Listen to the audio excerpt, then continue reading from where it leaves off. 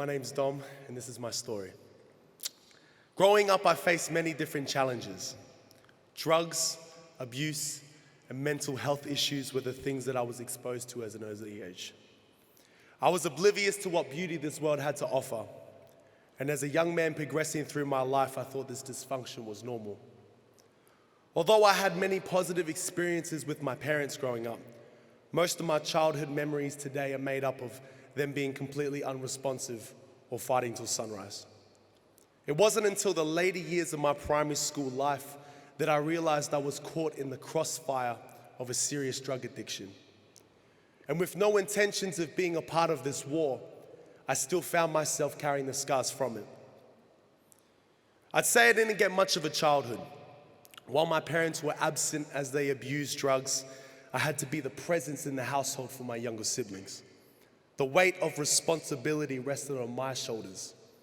Every morning I'd wake up, get myself ready, then I'd get my siblings ready and we'd walk to school together. Often feeling anxious throughout the day, I didn't know what I'd come home to. So I enjoyed taking my siblings to the park after school so we could get away from the noise. I wanted to tell someone what was going on, but I just felt like no one would understand. And as I grew older, my resentment grew with me. One of my earliest memories as a young person, I was about 10 years old, and every weekend, me and my siblings, we used to go to my grandparents' house. And on this particular morning, my grandparents came to pick us up.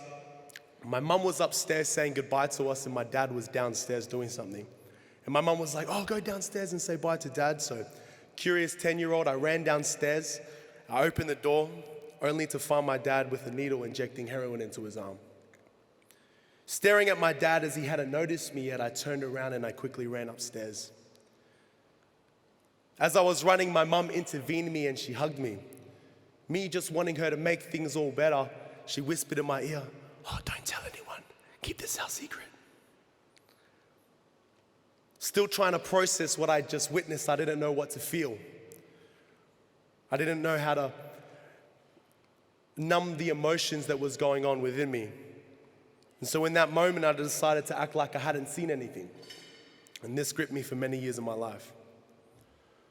Fast forward a couple years, our toxic environment was like a roller coaster. Some days feeling like we were at the top of the mountain, other days feeling like we were stuck in the valley. I remember the day we dropped my dad off at the New Life Center in Toowoomba.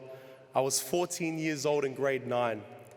I felt like my dad's suicidal tendencies was closer to him than I was. I wanted a good relationship with my dad, but it felt like it was far from that. I built this idea in my mind that my mum was innocent, often blaming my dad for the way things were at home. And when we got to rehab, I remember feeling so empty, thinking to myself, why do these people feel like this is going to be any different? So used to rejection, I couldn't understand why my dad thought leaving us for a year was going to help. I thought he was selfish. Ignorant to him wanting to get better, I couldn't see past the pain that I experienced.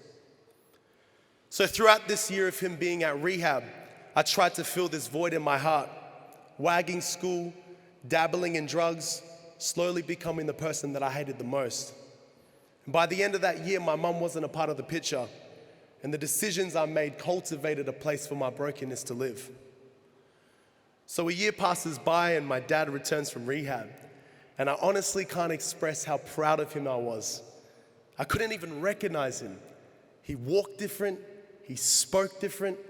It was literally like I was staring at someone who had been brought from death to life. But as much as I wanted to see my dad as a new man, the fear of him going back to who he was tainted the lenses of how I perceived him. I couldn't shake my anger. I couldn't shake my resentment. I'd often argue with my dad saying, "You think you've changed, but you can't change the past. You can't change everything that happened." But persistent to see a new life for us, he prioritized family, he prioritized God, and he prioritized creating a new life for us. My dad at this point was all in for Jesus. He got involved in a church community, started taking us to school, started doing things with us as a family. But teenage me was far from interested from that. I wasn't into the church stuff. I didn't believe in God, and I still didn't believe that people could change. We'd often have so many fights on this topic. Sadly to say, we would often result in holes being punched in the wall, or like me running away for a couple of days. But I remember one day my dad made a deal with me, and he said to me, he said, "Dom, if you commit 1 year to coming to church, if by the end of that year you don't want to come to church anymore, I won't force you." Seeing this as my golden ticket out, I made this deal with ease. Fast forward a couple months later, someone within our church sponsored me to go to a youth camp. And they said to me that they wanted to invest into my life, and I really didn't want to go, but out of respect for what they did to me, I decided to go.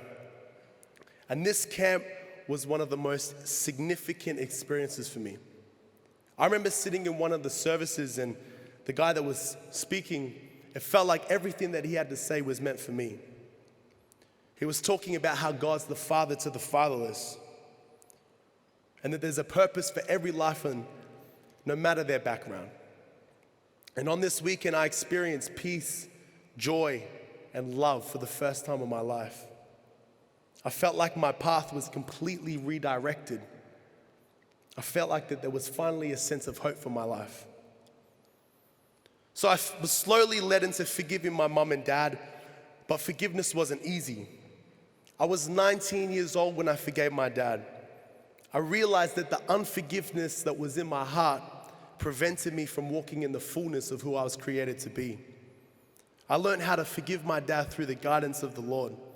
And in this moment of forgiveness, I experienced freedom like I'd never had before. Overwhelmed with joy, I could see my dad for the man that he truly was. Someone of strength, someone of courage, someone that I wanted to be like one day. So what does my life look like now? I met my beautiful wife. My dad married my amazing stepmom. My siblings are the happiest that they've ever been. And my relationship with my parents is the best that I could ever ask for. In 2020, I was offered a job as a school chaplain, and all the required studies were fully covered and paid for. And today I stand here and I work with young people who were caught in the same environments that I was. But this time I get to use my story as an example of hope. I wake up in the morning grateful for what this life looks like, because I know that my life could have looked so much different. If it wasn't for the impact that Teen Challenge had on our family, death would have gripped my life. Our family has overcome so many challenges, and my dad led the way. Today I stand here as a product of Teen Challenge's grace, hard work, and dedication. And for that, I thank you so much.